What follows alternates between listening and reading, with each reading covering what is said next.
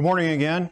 I'm Admiral Retired Chaz Richard, former commander of U.S. Strategic Command, and I have the privilege and honor of leading our second discussion panel this morning.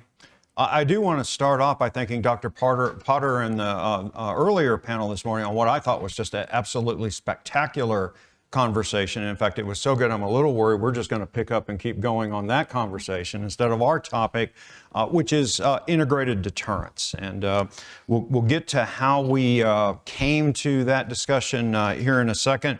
I would like to echo Dr. Potter's thanks to the Battle family. I think it is a great opportunity for us to honor Ambassador Battle's legacy and distinguished career. And I also want to add our thanks to the Battle family for their generous support, which enables this forum and others like it on some topics that I think are very important. One little administrative note you saw in the earlier panel, there's an opportunity to ask questions, Q&A. Two means, right? If you're watching online, it can be sent in via chat. Here in the room, there's cards on your seats that can be used. And I look forward to, here at the end of this, to bringing those in. And allow me now, on one final point, while I have a chance to talk, I wanted to add my personal endorsement to the work of the Congressional Strategic Posture Commission that you heard referenced several times in the previous session.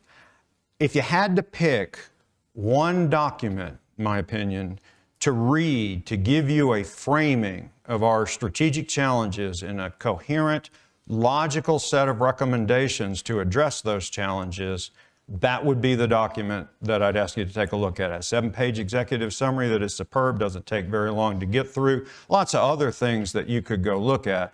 That's where I would start. So with that, allow me, we have an equally distinguished panel here this morning to discuss integrated deterrence. Immediately to my left is Melanie Sisson, a fellow at the Brookings Institution's Strobe Talbot Center, distinguished in her analysis and work throughout her career.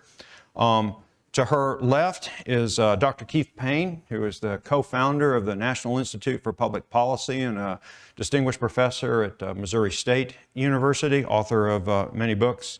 And then finally on the end is Becca Wasser, a senior fellow and lead of the gaming lab at the Center for New American Security. So we have a very distinguished panel.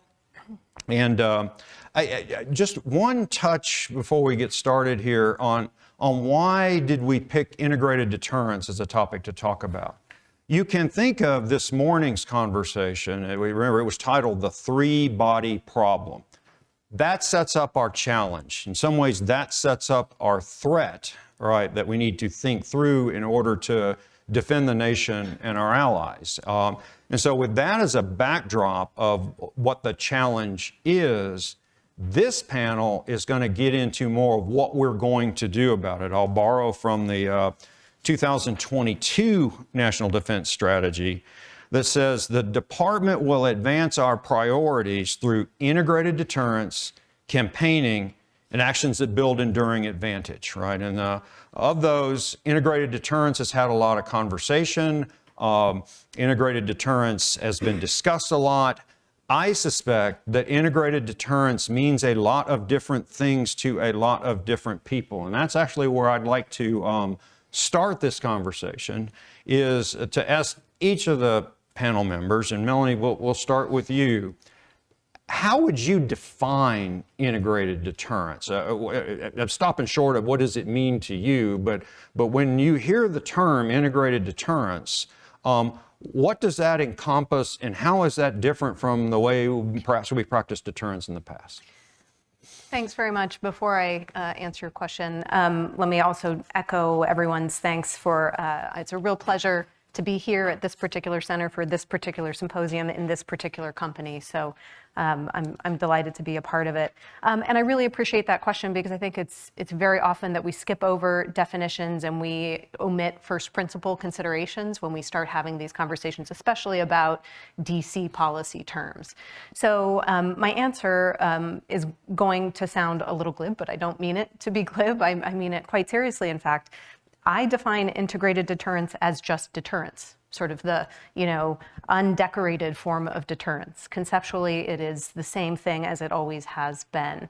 I think that we're struggling a little bit with this new terminology and trying to figure out what it means and what to do with it, because we had a very nice post-Cold War era where we didn't have to think all that hard about too many different sorts of things.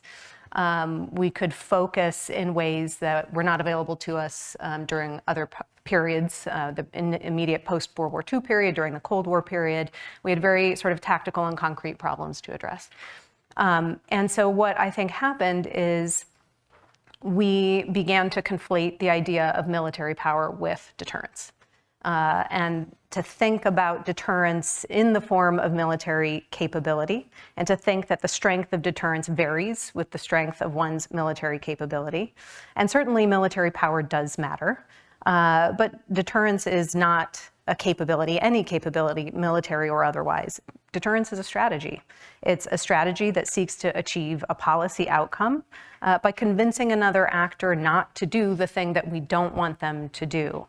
So another way that I think about it is to say that all forms of deterrence are a form of manipulation. We don't tend to like to use those terms, coercion or manipulation, but it really is. You're trying to affect someone else's choice.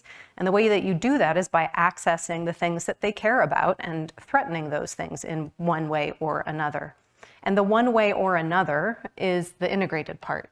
It's to say that we need to think, and the prior panel addressed this, I thought, very meaningfully and deeply about what it is that motivates another actor, an adversary in this context, what it is that they care about, what their interests are. And then we need to find the right way to push on those things, to push the bruises and the sore spots where it might hurt them. Not where we think it should, or logically might conclude that it does, but where we have reasonably good information to know that it will affect their decision calculus.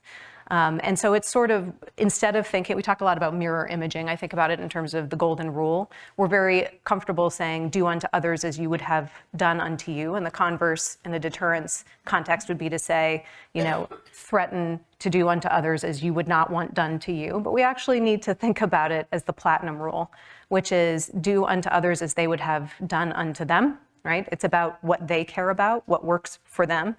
Deterrence is the opposite of that, as you have to threaten to do unto them what they would not want to have done. And so we can use economic tools, we can use military tools, we can use diplomacy. That's the integrated part. And we have a history of doing that. But just to say, to me, integrated deterrence is just the effective practice of deterrence, full stop.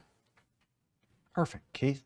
Yeah, thank you. And as with the others, I'd like to say it's an honor to be here, so thank you for the invitation. The official integrated deterrence definition tends to focus on domains and tools of power. It's not really new. It's a new name, but if you look in the past, there have been lots of commentary about integrating tools of power across a broad scope of those tools. The 2001 Nuclear Posture Review proposed the new triad, which was to integrate conventional nuclear infrastructure and intelligence into a whole for deterrence. I'm sorry to say that I don't think much came out of that. It's a footnote in history now, but it was at least an effort to put forth the same goal. In my mind, integrated deterrence is somewhat different from looking at just domains and tools of power. What I think about is the need for planning very broadly. The metaphor that I like to use is a chain link. In other words, all the links have to fit together to perform the function that needs to be functioned. Also, like my old boss Herman Kahn's definition or metaphor, building deterrence is like building a building. It's an architecture, and every floor has to fit on top of the other, and the whole has to provide the function that needs to be provided by that structure. And so, in my mind, it's that all piece parts for deterrence, and there are hundreds of piece parts for deterrence. All those piece parts need to fit together consistently, which means, in effect, trying to remove, to the extent that we can, the inconsistencies and the contradictions in the way we go about deterrence. I would say that begins with understanding the threat and placing the priority of deterrence in the light of that threat. Those two very basic points will then determine the hundreds of other behaviors that are involved in carrying out deterrence by design as opposed to deterrence by luck, including the tools for deterrence and their use as threats or employment if necessary. So what's the goal? The goal for integrated deterrence? It hasn't changed in principle, but it's changed in application over the last, I'd say, 15 years. We, the United States, now has to deter multiple nuclear powers simultaneously in multiple theaters simultaneously. That is a heavy goal to have to try and to meet, a heavy burden to bear. And as Frank said there earlier in the earlier panel, there are numerous contradictions and inconsistencies in how we go about doing deterrence that together can undermine our ability to serve the goals that deterrence is supposed to serve. And I'll give just a couple of examples. The threat that we face needs to define the tools that we brandish to serve the goals for our deterrence policy. So threat, tools, goals, they have to be integrated. And if you think about the difference in the threat, go back to the 2009 Strategic Posture Commission report. I was on that commission, and our report was sort of a legacy of what was thought at the time, and that was we were going to be in a new world order. There was going to be amity among the great powers as we all moved into this new world order. There was no expectation or no anticipation of the kind of threat context that now is, I think, presented very well in the 2023 Strategic Posture Commission report. So that the threat perception and the reality of the threat has changed dramatically.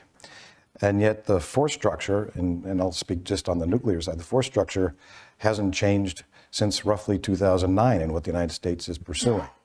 Now that may be okay, but at least it needs to be reconsidered, because the force structure that was deemed appropriate for deterrence in 2009 probably isn't the force structure that needs to be available in 2024, 25, 26, and so on. Why? Because the threat's changed. The load that deterrence has to bear has changed. The force structure needs to be consistent with that. So integrated deterrence, in my mind, starts with making sure that there's a consistency from threat to goals to the tools that are put together by the United States to brandish for the purposes for deterrence. There are a lot of other examples of inconsistencies and contradictions that would need to be ameliorated if we were to actually have integrated deterrence, and we can talk about some of those later, but that's my view of how integrated deterrence needs to be put together in a way, to use the metaphor, like a chain link that all matches, or an architecture that serves the function. Well, I had an idea of all these great, brilliant things that I was going to say, and then I find myself in wild agreement with my panelists. So now I'm put in the position where I have to riff and tap dance pretty hard to try and say something different. I definitely agree with Melanie, the idea of integrated deterrence. What makes it different from deterrence? Not much. But I think we do need to go back to some of those first principles of what is integrated deterrence. So as the DoD defines it, it is trying to work across domains, across theaters, across the spectrum of conflict, using all instruments of national power while working alongside allies and partners. I speak DoD. I speak the US Department of Defense, and even I don't understand what that means. So I think we need to acknowledge that the concept is somewhat problematic. The concept is somewhat murky. We're all having these slightly different interpretations. We heard that on the last panel. I think we might hear that a little bit more here.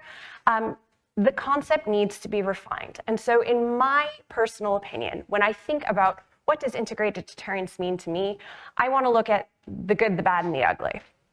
So the bad here is that it's word salad. It is too murky and lacks understanding to be useful, particularly for some of the allies and partners that we very much want to work with.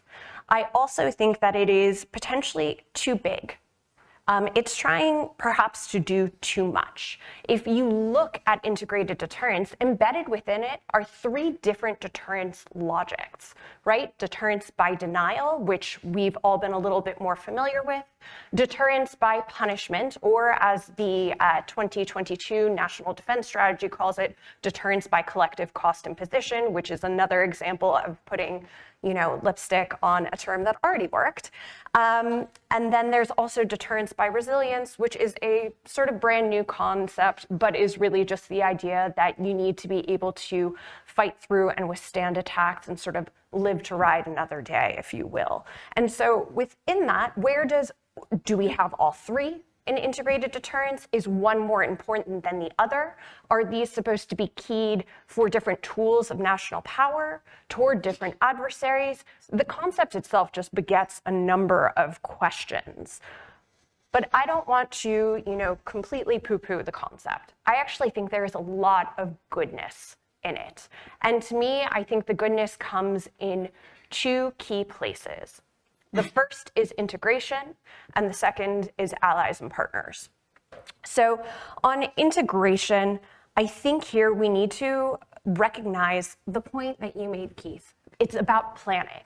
And if you are going to be doing planning to the best of your possible ability, you need to plan not only for what you're going to do, not only for what your would-be competitors are going to do, but also what the people you want to be supporting you and helping you are going to do. And I think here it's that integration of the US Department of Defense with other parts of the US government and interagency that is so critical. We would love to think of the blob as always working together. They don't. The amount of conversations that are had sometimes around these issues are quite small. So trying to use this concept as a forcing function to create that greater integration within the US government is a good thing. We can go and talk a little bit more about implementation a bit later, so I won't go too much into that. The other area is allies and partners. And I actually think that is where we've seen the greatest level of success, is aligning the United States with allies and partners. Because we've seen a lot of different dynamics at play, particularly as we move into this more multipolar world with 2 nuclear near peers. We see this idea of some of our traditional allies and partners not necessarily being, firmly in the US orbit, or thinking that they perhaps maybe need to go it alone. And so we have this weird dynamic where you have our allies and partners trying to do more with the United States while also acknowledging that they need independent capabilities. And integrated deterrence and that integration with allies and partners has allowed the United States to say, okay, we can work in these mini-lateral groupings like AUKUS. Here are the different capabilities that you could bring to bear. Here's what we could bring to bear, and here's how we could actually work together in support of a common goal, which is collective deterrence and having that credibility and resolve that is so important for the basic building blocks of deterrence. And I think the integration piece is also acknowledging something that our competitors have that the United States struggles with. They can actually have sort of that one whole of government or whole of society approach. China isn't thinking in terms of departments. Everything is in support of a common goal. So it's trying to align the United States with that level of thinking and not being stymied by some of our own roadblocks there. And so because I am me, and I can't only sort of end on the positive here, I wear all black all the time for a reason.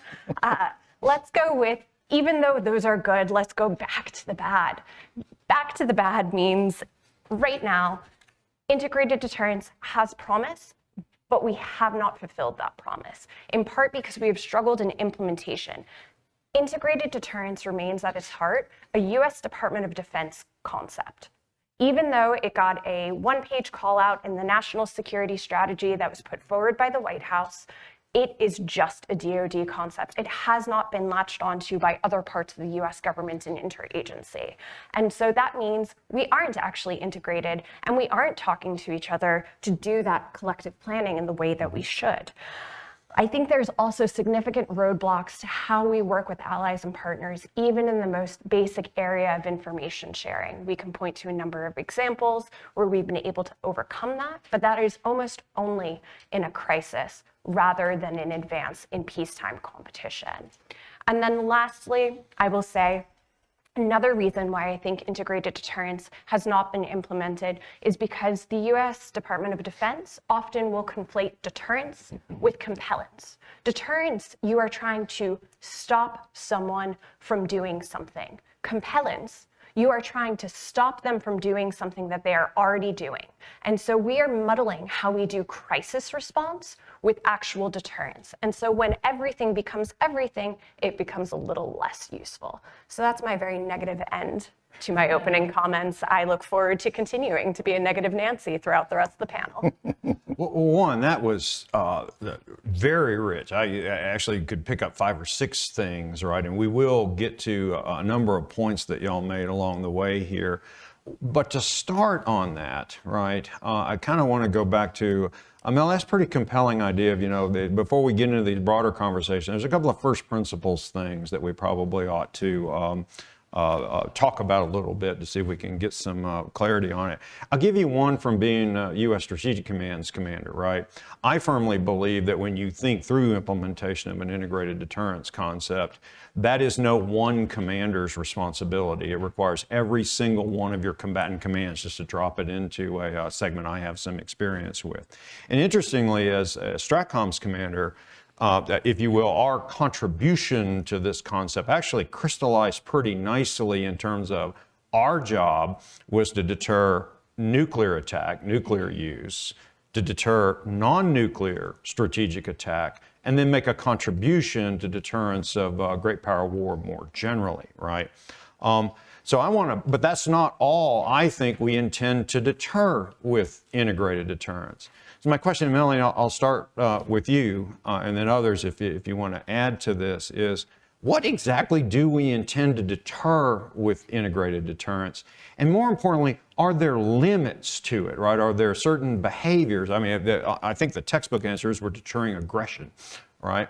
Well, are there distinctions in types of aggression where this is not a very good way to go about achieving our national aim? We have to think about some other mechanism. So what are we trying to deter, and or are there limits to what you can accomplish with this? So both really important things to be thinking about. The answer to the first question is it really depends. Because these are discrete strategies defined and designed to respond to particular kinds of threats in particular places at particular times. So there's not going to be a grand unified strategy of integrated deterrence. I don't think that's a reasonable expectation for a concept like this. You just described very nicely what the role in deterrence of our strategic nuclear weapons are, right? And in a couple of different discrete sort of places and purposes. We have all kinds of things that we want to deter. We have aggression in particular regions. We have aggression against US citizens. We have property interests. We have, diplomatic endeavors that we would prefer not be assaulted in some way, shape, or form, even if not militarily. So we deter all the time. We're trying to coerce all the time. We have all kinds of interests as a global power. The particulars of it is that they need to be responsive to the threat at the moment. And we have a long history of doing this, actually. I'm going to tell you that we have been doing integrated deterrence for a long time. We just didn't know it. We just didn't call it that. In the post-Cold War era, there were over 100 instances in which we deployed part of the US military to try to deter or to compel another actor to do or not to do something. And we did that at times in conjunction with things like economic sanctions, and we did that in conjunction with diplomacy. And we would do those things together, dare I say, in an integrated fashion, right? But they were discrete and identifiable moments where we were trying to apply a particular strategy. So we need to think about integrated deterrence no differently from that today. And it can be, as you said, from these big, large problems like deterring aggression, but it's also going to be very much these discrete instances where something in the immediacy is required. So I'll stop there and eager to hear what my co-panelists have to say. Sure. If you think about what the United States wants to deter, we usually focus on conventional forces and nuclear attack and so on, just as Melanie described.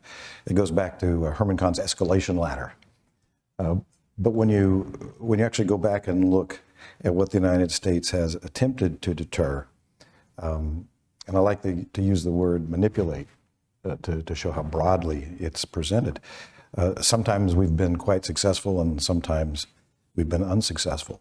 But to think about deterrence, you need to go to levels where the United States has made declarations and the deterrent has either functioned well or it's failed. So for example, we want to deter arms control violations.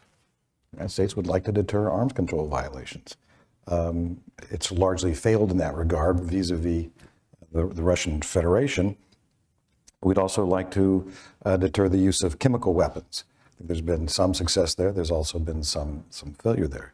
We also, as a U.S. government writ large, try and engage in deterring domestic behaviors in opponents. We get involved in their domestic behaviors. So, for example, how many years have we told North Korea that their nuclear weapons are unacceptable? I mean, it goes back at least 20 years. We've told from the highest levels of the U.S. government, North Korean nuclear weapons are unacceptable. I'll leave it to you to whether we failed or succeeded in that deterrent effort.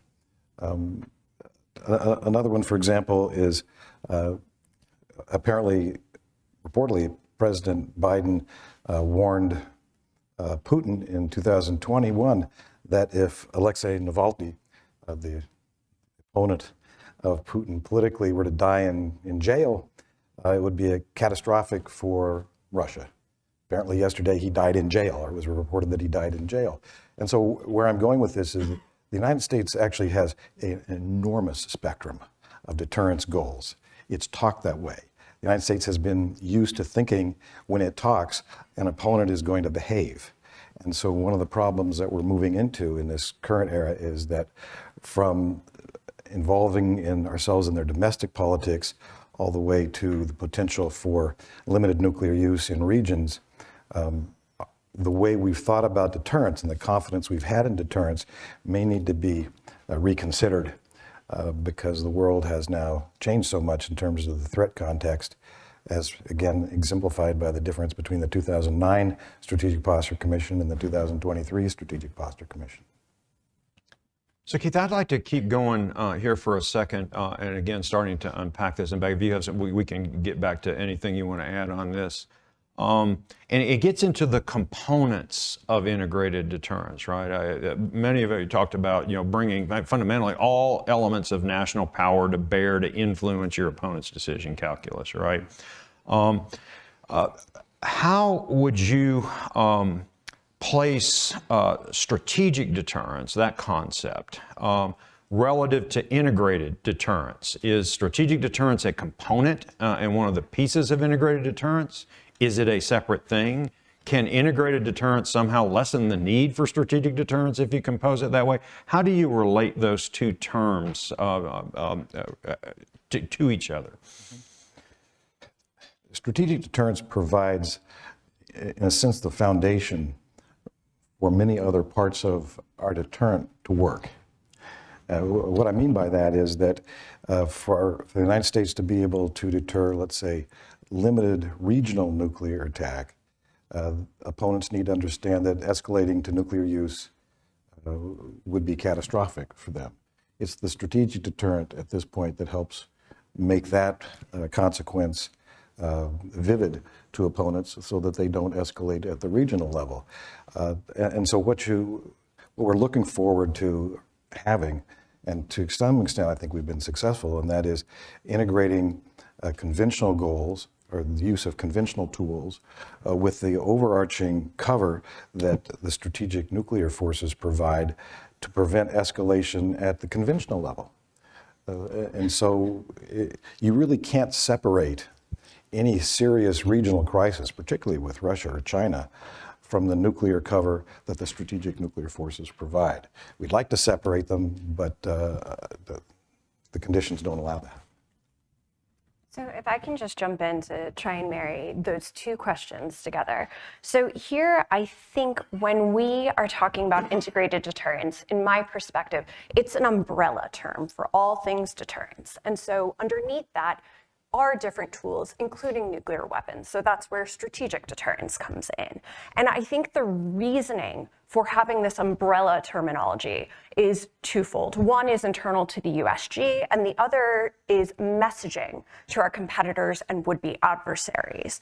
So to our competitors, I think it is signaling that integration of tools, saying we will respond in a tailored way using different tools. How will those, what tools will they be?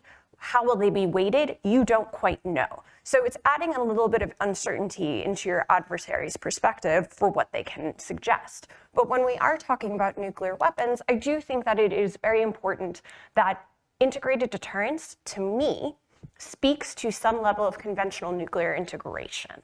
And I think that that is very important when we start thinking again about those three deterrence logics laid out in the National Defense Strategy, because quite often we tend to think about our nuclear deterrent being the backstop for deterrence by punishment.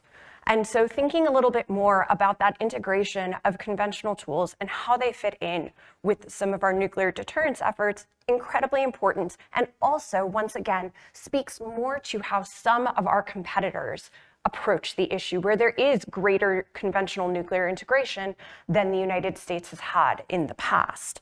I think this idea of integrated deterrence as an umbrella concept, again, is within the USG trying to reorganize and trying to think through the different tools. And here, I think we have to consider, again, which tools are going to be used and how are they going to be weighted? And this is an area that we don't actually have a lot of understanding around, in part because tailored deterrence is tailored. It depends on the context, it depends on the adversary, it depends on the time, and so on and so forth. But which tools are going to be in the lead? I think quite often we have reached for the military tools to be in the lead when it comes down to deterrence. Integrated deterrence, I think, as an umbrella concept, is trying to say, you know what, it might not be a military tool that's in the lead here. It could be that we lead with economics.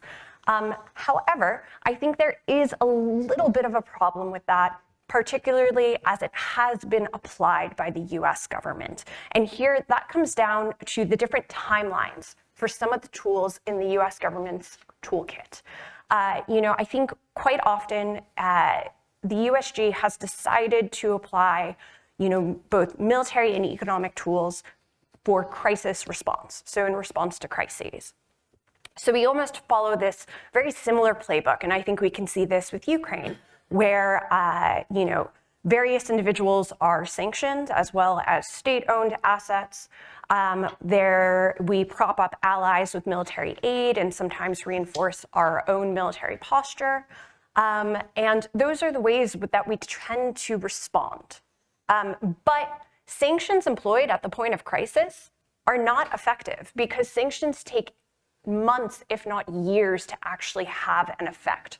And so there's this mismatch in timing of how some of those tools are being applied to have the effect that I think the smart folks at the White House really want them to have. So these are things that we need to think through if this idea of integrated deterrence is going to continue forward, or at least this emphasis on trying to deter not only with military tools. We need to start thinking through some of the sequencing of them, as well as some of that advanced planning that we hit on earlier in the panel, to try and think about how we can come up with these almost plans, these modular plans that can be used and tailored, but also allow us to have time for some of those tools to take effect, because right now, that's not really how it's working. So Becca, I wanted to keep going and pick up on something you said in your opening statement, where you talked about the role in some respects of allies and partners inside of integrated deterrence. And I thought you covered that very, very well. Let me reverse that a little bit. If you go back to this morning's panel, we had a discussion on extended deterrence and assurance, right? And that the changed threat environment that we're in is putting stress on at least some of our allies to reconsider the credibility of our extended deterrence and assurance guarantees. How does integrated deterrence fit in with that mission? Does this approach concept give us benefit, right, that will help us in these? Or is that a completely separate thing that we have to handle with sort of a different logic and a different stack of capabilities? Again, I think because everything's under this umbrella concept, it's part of it. But I could see how US allies and partners around the world could read into the integrated deterrence concept and say, oh, does this mean that there is no nuclear backstop for extended deterrence? Does this mean that you are going to try and come to my aid using economic sanctions and export controls? Because that's probably not going to cut it. So I can imagine how some adversaries almost could interpret integrated deterrence in a negative way. However, I think as initially intended, it is saying, okay, everything that we're doing, it's this and more. It is this backstopped by a nuclear deterrent that allows us to maintain our extended deterrence commitments to our treaty allies around the globe. And I think that that is incredibly important. But I do think that we are seeing this other interesting thing emerge, and I alluded to it in my opening remarks, where there is both a doubling down on the United States at the same time that there is a shift away from just relying on the United States and its extended deterrence commitments. I think if we look at the Indo-Pacific, that is abundantly clear. We have moved away from this traditional hub and spoke regional security architecture where you have the United States in the middle working with each of these Asian allies in a bilateral basis. Now what you have is some of these countries are shifting from being passive security consumers to being active security producers. And more than just that, they are actually not only doing that for themselves, they are starting to work together. So from my perspective, when I'm looking at the robustness of US alliances and partnerships around the globe, the fact that we have Australia and Japan now working together, and Japan and the Philippines having these agreements, these exchange of force agreements, to me that is saying, okay, yes, there is more of a push toward independent capability, in part maybe because there is a questioning of US deterrence commitments, but at the same time, there is a recognition that there needs to be a greater contribution from allies and partners to sustain deterrence in various regions. Thanks. I'd like to jump in just because I think there's been a lot of really important bits and pieces in the conversation so far. I want to pick up in particular, Becca brought up Ukraine, and I'm going to respond a little bit to this question of extended deterrence first. And what I would say about that is we should all be very clear that the United States military remains the world's preeminent, most capable military fighting force the globe has ever seen. That is still fundamentally true. So when we talk about extended deterrence with allies and partners right now, we're not talking about a military capability problem, we're talking about a political problem. And I think it's important to keep that clarity about that particular question. I wanted to return to the Ukraine example because I think it's actually a good illustration both of what integrated deterrence can look like and the limits. You had asked a bit earlier about what limits we might have around it. The Ukraine example, I think, gets a lot of heat and light because it didn't work. And I put that in quotation marks because I think there's not been yet adequate sort of study of the process, the planning process leading up to it, what the discrete objectives of the administration were, how they were tied to the strategy and the means that were employed. But what I see when I look back at the buildup to the Ukraine war, we saw diplomatic tools being levied, we saw certainly economic tools, and we did see military movements into and through amongst our allies, our NATO allies in Europe. And so you see all those pieces moving together. And if the response to that is to say, great, it didn't work, whether because sanctions take too long to kick in or otherwise, that in fact is an inherent limitation of deterrence efforts from the start. There's always a non-zero probability that deterrence will fail, and we have to go into that with understanding that that's a fact and that we don't know in any given moment how high or low that non-zero probability is. we can make our best estimates, but it turns out decision makers are fallible human beings. It turns out they get incomplete and imperfect information. So we don't operate from any kind of certainty about the likelihood or probability of failure of deterrence. And that's never, ever going to change. But what we do need to do as we assess these strategies is to determine where those ends and means aligned. So was the effort fundamentally and only to deter an invasion of Ukraine? Was it fundamentally and in addition to deter any further encroachment on NATO? Where were those things sort of oriented in the strategy?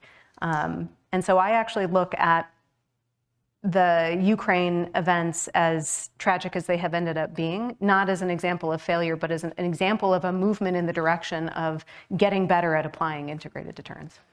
Let me try and address a couple of questions that you posed, Admiral.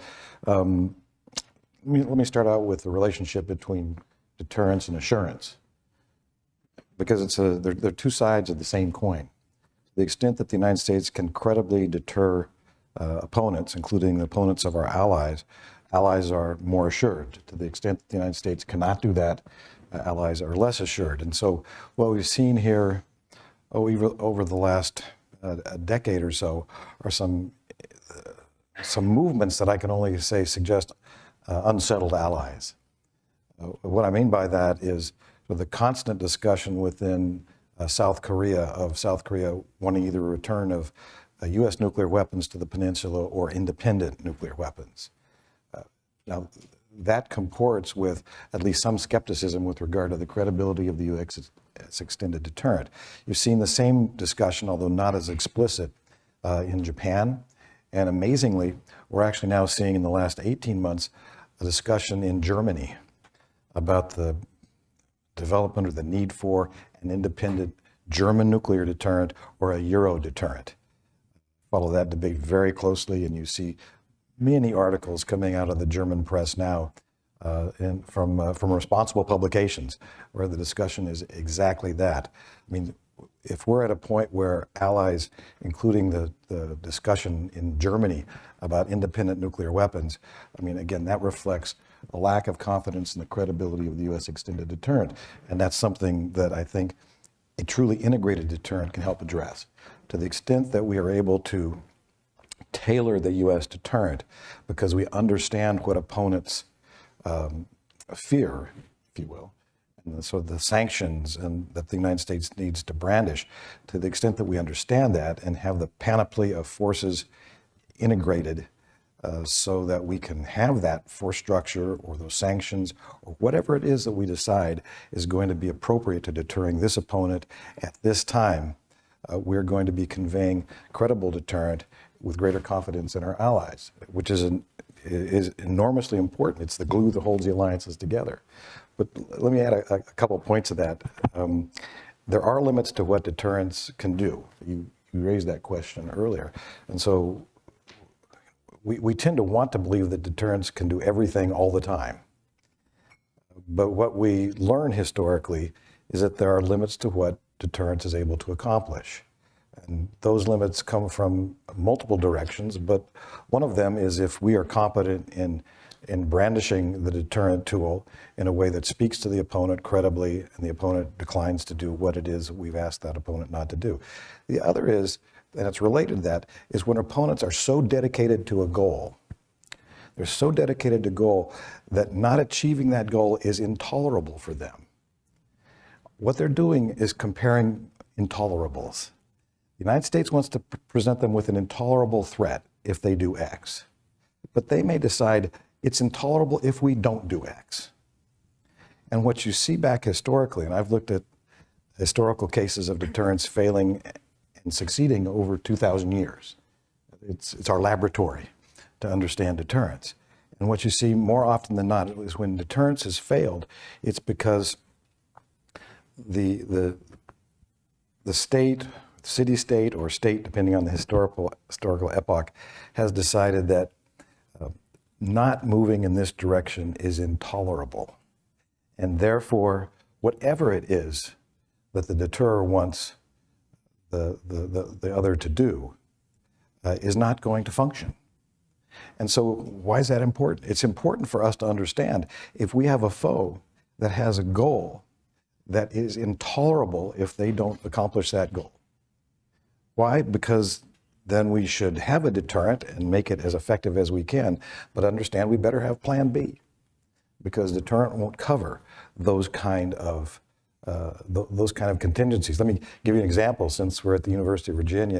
In Virginia, if you look at the Civil War, Jefferson Davis said, "We are going to either achieve independence or we will be annihilated." Very difficult to try and deter an opponent with that mindset. Abraham Lincoln said, "We're going to maintain the Union no matter what." Hard to deter it would be hard to deter Abraham Lincoln from carrying that out. So what we have to understand when we think about tailoring deterrence is the mindset of the opponent, as folks have described here, but whether that mindset has enough pragmatism in it that there's room for deterrence to work. My question for us and for the country writ large is there enough pragmatism in Putin? Is there enough pragmatism in Xi with regard to their goals in Ukraine and Taiwan respectively for deterrence to have that margin to work? I hope very much that's true. If it's not true, we really need to know that. And then one last point, and Emma, you brought up the discussion with this idea, is that remember our goal now is to deter multiple parties simultaneously in multiple theaters simultaneously. That's a heroic task, but that's our deterrent task. What that means is that our regional sinks and Stratcom and Northcom have to work hand in glove. It has to be integrated. The planning has to be integrated. I mean, we can't think that there's a crisis in Indochina, and if it goes nuclear, it's over to Stratcom. I mean, it has to be planned from the beginning. And interestingly enough, it has to be planned across the regional sinks. That is, again, a very tall order. And I'll leave it to others here who probably know better than I the degree to which that planning is taking place. But it's very difficult, and it's not within sort of the historical mode of behavior for the United States, which has divided the world up into sinks. North Command is responsible for North America, Stratcom is responsible for nuclear weapons, and the commanders of the regional commands are responsible for their regional commands. The New World says that all has to be planned together, and that's difficult. I believe that's difficult. So if y'all allow me, Keith, I wanted to pick up on several things that you just said. By the way, Miller Center at UVA said I could do this only if I just asked the questions, right? I wasn't allowed to answer. I'm about to break that rule.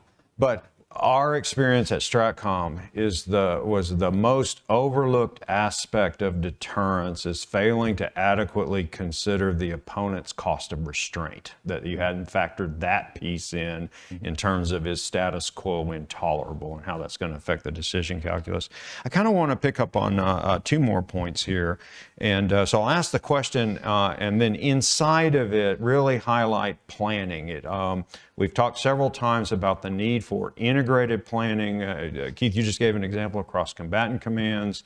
You could extrapolate that to an interagency type of planning piece. And the Commission commented specifically on that separate from their comment about integrated deterrence.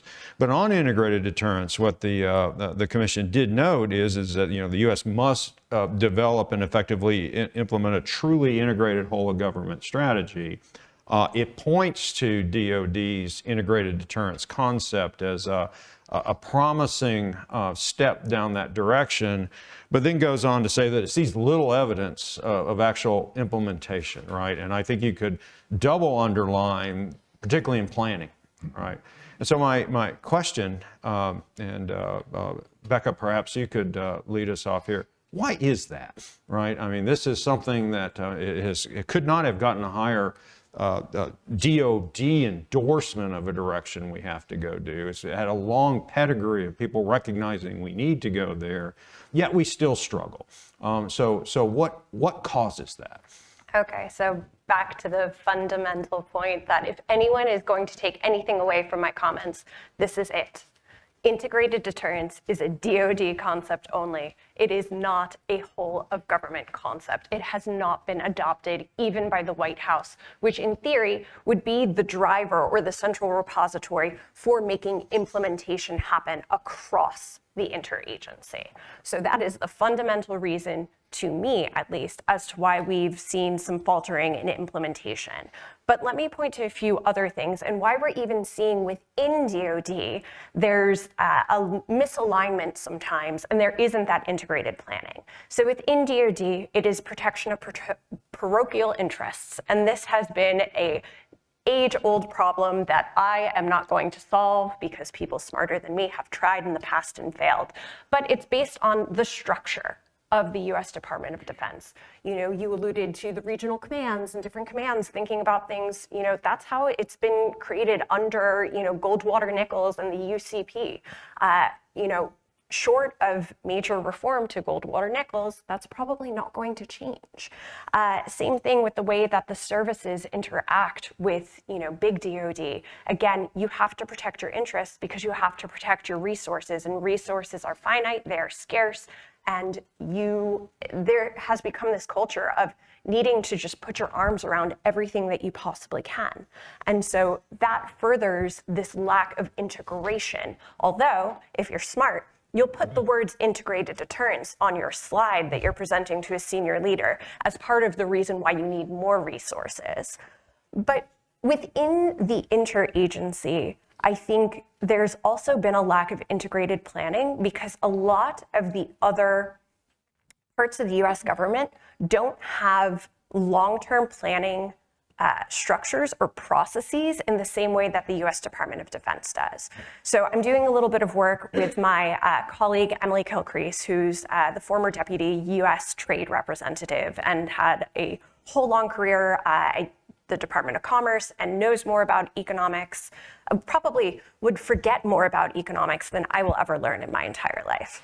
And we've been trying to think about different integrated planning frameworks. And part of the problem here is that places like the Department of Commerce and Department of Treasury, they just aren't resourced in the same way that the Department of Defense is. Same thing with the Department of State. They also don't have these planning frameworks in the same way that the DoD has. DoD has war plans. There's a planning process for that. Commerce does not have a similar structure. I would even argue that state doesn't even have a similar structure. So we need to essentially start creating some of that basic frameworks and that basic muscle memory throughout the USG. So at least, even if we're not going to be doing truly integrated planning, if everyone ends up coming to the table and having a conversation, say at the National Security Council, at least everyone is talking about similar timelines, they're talking about similar tools, they're talking about things in the same way that we can at least get to something that is a half form of integrated planning. So all of this to say is right now, the integration piece of integrated deterrence is honestly more rhetoric than reality. But I think if we make some smart choices and some smart investments, largely in our people and in our departments that are not just the DoD, we can actually start making some headway toward reality. Melanie, do you have any thoughts on this? Yeah, I do. Thanks. I guess I'm just not as concerned about it as it sounds like you and Becca are. I mean, I think when I consider how we approach our foreign policy today, and by that I include our diplomatic arm, our economic activities, and certainly our military posture and day-to-day operations. You know, we, until somewhat recently, generally had livable equilibria, right?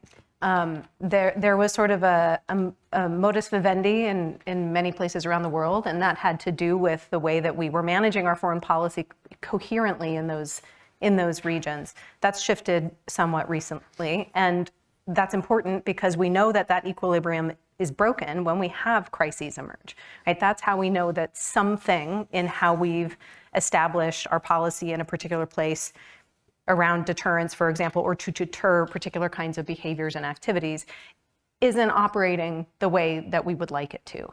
And it's those moments where I really would like to see us move to have a more concrete, pre-planned interagency kind of process. Ideally, this would be the NSC. Something's popped in the real world, something's happened. The NSC exercises its power to convene, pulls the relevant participants from relevant agencies, and they all come to this problem together in a sort of unified way. I think that happens some. Ukraine, again, is a good example of where that did happen. I think we need to think about it more seriously for other such crises, lesser crises even. I don't know that we have the sort of routinized policies and procedures that get the right people into the right rooms at the right time. And so that's where I'd really like to see more of the work done. On a day-to-day basis, again, I think we can achieve an equilibrium, but we, I think, need to get a little bit more practiced and procedural about how we address those immediate instances when they emerge. Yeah, and I appreciate Melanie's point because the United States has been overall quite successful in deterring at important levels. I mean, we don't know the extent to which we deterred the Soviet Union so that it ended with the continuation of a Cold War into something else, but at least there was not a hot war. Right? So at least deterrence didn't fail. We were that good that deterrence didn't fail. We were that successful. My concern currently is driven much more by the threat circumstances that we now find ourselves in. I mean, if the threat circumstances were much different, let's say similar to immediately after the Cold War, when we believed amity and cooperation would prevail, I would be much less concerned about the nature of our deterrent and how well it's integrated. But in the threat circumstances that we now confront, which I think are unprecedented, absolutely unprecedented and very dangerous, then my concern for how well we integrate deterrence and how well we go about deterrence is correspondingly heightened as well. And when we talk about what allows integration or inhibits integration, let me just suggest that in some ways the structure of our government and the way we've behaved in the past, our history, works against integration. I mean, as Becca said, just the fact that DOD is in charge of integrated deterrence, when DOD has an important portion of it, but there's lots of other deterrence functions that are spread around much of the rest of the U.S. government. But so what you would see if deterrence were going to be integrated would be it coming out of the White House, probably led by the National Security Council, so that at least all of the executive branch could come together for integration. But even think what that would leave out. That would leave out Congress. And Congress has an enormous role in deterrence, even in policy, but also obviously in providing the forces, the funding for the forces. And so the way that the founders divided the government up for the very purpose of having competing centers of power within the government, puts some limits on how integrated deterrence can be in the United States. And that was by forethought. So we have to figure out how to deter in the absence of that kind of full integration. I have some reasonable confidence we can do that, but it's going to require a recognition of the threat and the burdens that places on both our conventional forces and our nuclear forces for deterrence.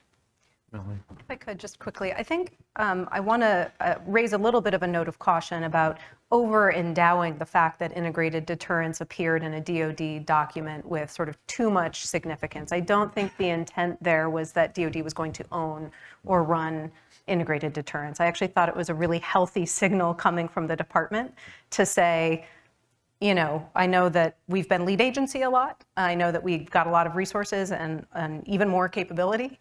And yet we are now in a world where we all need to think beyond the military instrument for each problem and pursuit. And so just to say, I think because it bubbled up through a DoD strategy document, I didn't take it as an intent to sort of hold the bag on running all of integrated deterrence. I took it much more as a popping up of the head and waving of the hand to say, hey, we all need to start operating a little bit differently, and DoD is definitely on board for that. I think you're entirely right. And I think it was, at least as initially envisioned within the Department of Defense, part of a need to right-size the department, to say that they cannot do everything and that there are missions that are better suited for other agencies. What I would have liked to have seen is that to have been also embraced and adopted by the White House so that it actually did become an interagency concept and trickled through. I don't think DoD actually wants to own integrated deterrence. I think initially it was really trying to offload parts to other parts of the interagency. But because it was not embraced, this is sort of where we are now, and it has made it falter in its own implementation as well. You know, and I agree with both Melanie and Becca's points. Smart man. Diplomatic. The point is, as long as integrated deterrence stays within DoD, and DoD may not have meant for it to stay within DoD, the aspiration may have meant for it to be broadened, but as long as integrated deterrence stays within the confines of DoD, we will not have an integrated deterrent in the sense that we've talked about earlier, where it's an all-of-government combined approach to deterrence.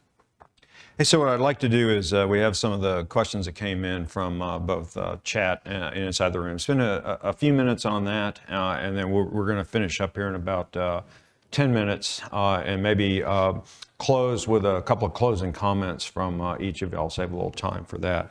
I'll do y'all a favor, I'll do this one. The question is, if integrated deterrence is now only in DoD, how does it compare to the old PSYOP, right? The PSYOP, many of you may know, is the old single integrated operational plan. And how I would answer that question is the PSYOP is exactly what it says it is. It's a plan, right? There are equivalent plans today that fit underneath how a particular combatant command, in that case, Strategic Air Command, was going to execute its responsibilities underneath a broader deterrence concept. And so in the same way that PSYOP fit into the overall policy and strategy of the day, we have equivalent plans, at least inside the Department of Defense, that would execute responsibilities for integrated deterrence. Now here's an interesting one, more broadly speaking, because we have talked about modes of deterrence, right? You can deter by cost imposition, you can deter by denial. We did add that term, deterrence by resilience, right, which I had a little trouble understanding the difference between that and deterrence by denial, but that is what our current policies say. This question is, in our current arsenal of defense, do we need carrots in addition to sticks, right? And so all the ones I just listed don't have any incentive to try to change behavior on the part of your opponent. They are all attempting to influence it by various negative means. And so, Mel, you have any thoughts in terms of, are we missing an opportunity in integration to add incentives into the way we think about this? So I think that the question actually gets us into a different category. It moves us a little bit away from deterrence to the larger bin of what I term coercion, which again is another idea that feels a little uncomfortable to us because it has a lot of negative connotations. But deterrence is a form of coercion. Compellence is a form of coercion. Inducement, attraction, these are all forms of coercion, which is to say they're meant to persuade or convince or manipulate another actor into behaving a particular way. And so when you think about coercion in that sense, then absolutely inducement, attraction are useful strategic approaches to achieving our policy objectives. Hey, so with that, we only have a few minutes left. Perhaps now's a good time to sort of give you each an opportunity to wrap up sort of what we talked about here today. Any kind of final points? Maybe I'll reverse the order on this and start with you. Becca Wasser finally gets to go first at something based on my last name. All right. So I'm going to echo comments that were made on the first panel and that I know Mara Rudman made, which was talking a little bit more about, we keep on saying a whole of government approach. I think it actually, if we're looking at levels of integration in the future, it actually is this whole of society approach, when we look at all of the tools that are available to us and the way that everything is becoming increasingly interconnected in this world, when we are looking at that and looking at how, frankly, our competitors also have that level of integration within their governments and within their societies who are contributing to their broader efforts, we need that as well. And so if we're looking at what the future of integrated deterrence is, I think we need to broaden it out so that it's not just whole of government, it is whole of society. But that also raises questions around this idea of planning. Because how is it that you incentivize your society to contribute? How can you plan with your society? I mean, that's a pretty tall order. But again, thinking about that more broadly also allows us to think a little bit more about the types of tools that we would want to use, when we would use them, the different combinations, how those should be weighted, who should be in the lead. These are all questions that I think are incredibly important and things that we need to start doing in advance. I think, too often we come up with these broad integrated plans in response to a crisis.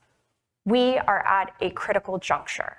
And, both my fellow panelists and the previous panel have talked about how we're at a situation, a broad strategic environment that is unlike any other that we've ever faced.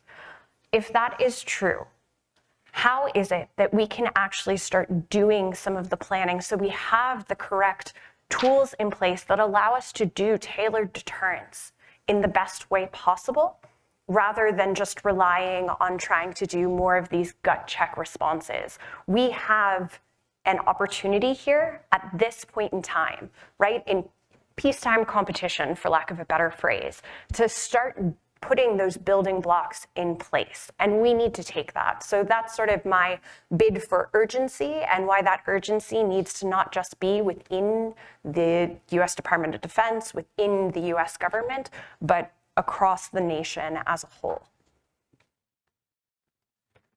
I think there are a couple of things I'd like to just end up on, and that is the need for a consensus, domestic consensus, and then a consensus that extends to the allies as to what the nature of the threat is, how urgent the U.S. needs to respond. You see two very different presentations of the characterization of the threat here within the last 18 months. The Strategic Posture Commission report, which was discussed at length earlier this morning, uses the word urgent or urgency 40 times. And it usually has to do, in fact, it consistently has to do with the United States needs to move now. And it lays out a number of measures that the United States needs to take with regard to strengthening deterrence. The 2022 Nuclear Posture Review uses the word urgent or urgency 3 times. And 2 of those times it's in reference to moving forward on arms control. So you have just 2 very different conceptions running there with regard to what the nature of the threat is that the United States has either looming out there or not looming out there, depending on your interpretation. And so the important point I mentioned, and it goes back to the first chain, the link in the chain of deterrence, or the foundation floor, is understanding what the threat is and what the priorities are of our deterrence goals, because that will then determine much else of what happens, including the tools that are put together for carrying out those priorities. I think there is some good news. We've had we've discussed some of the challenges with regard to deterrence and the things that still need to be, in a sense, reconciled. But I think there have been some important points here recently. The first panel this morning, I think, hit on those a good bit.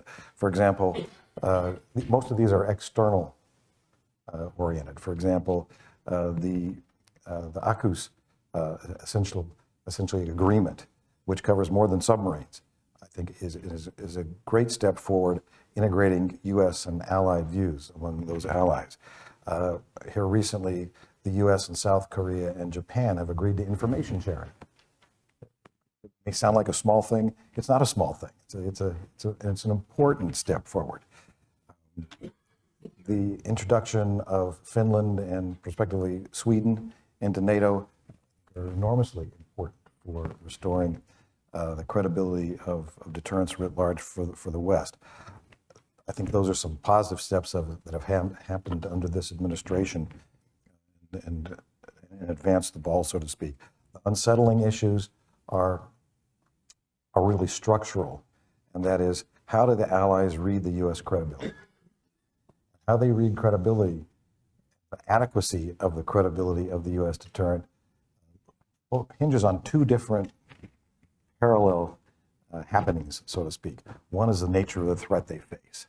If they feel no threat, or relatively modest threat, then their worries about extended deterrence are much less.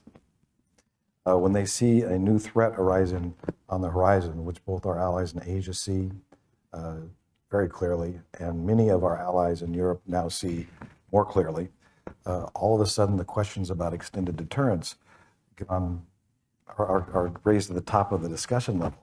So that's why now you see discussions that, as I mentioned earlier, we haven't seen for very long, much more intensely than before, of the possibility of independent, separate nuclear capabilities. Why?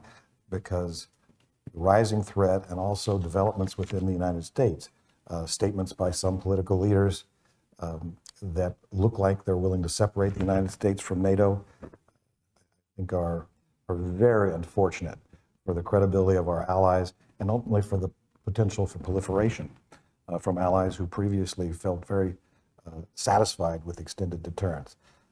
So we see these two parallel developments that become these structural problems. That is, what's going on domestically, how do the allies read that, and the threats that they face, how do they read those? And both of those developments are moving in a direction that is leading at least some allies to have serious skepticism about the credibility of the U.S. extended deterrent. So integrating deterrence means we have to understand that. We have to, in a sense, come to a consensus on the threat so that we can, every link in the chain or every floor in the structure, if you will, correspond to what needs to be done, threat context that we face. Well, thanks for the opportunity to do that most dangerous of things, which is to think out loud in public. It's been really a good discussion. I appreciate it. And I'll just offer two last thoughts. The first is that as we think about deterrence moving into the future, I really want to encourage us not to think in terms of caricatures of our adversaries. I don't want us to overpaint either Putin or Xi. I think we actually really need to work hard to have strategic empathy, to really try to learn what the motivations and values are. And if we find that there are some areas and places where they are not deterrable, where they don't have that root of pragmatism, then we need to figure out what we're going to do about that. But we shouldn't presume that, and we shouldn't make other presumptions in the absence of empirical evidence and research prior. And then finally, just to say that it's really valuable that these and other conversations like it are happening, that we're returning to thinking deeply and seriously about deterrence, what strategies of deterrence are, what they require, what tools we can bring to bear, because we are, I think, looking at a future where being able to do these sorts of activities effectively and as safely as possible is going to matter very much, whether it's in the Red Sea or in the heart of Europe or in the Indo-Pacific. So all of us getting better about how we think about these problems, how we work on them, is going to be really important. Well, with that, let me thank all three of you, right, for what I think was just a fabulous conversation. Melanie, I think you advanced the ball right down the lines that you closed us out on, right, advancing our ability to think, what our policies need to be, decisions we have to make, and you gave us a pretty good work list of research we probably need to go do, right? So thank you all. Thank you. Okay.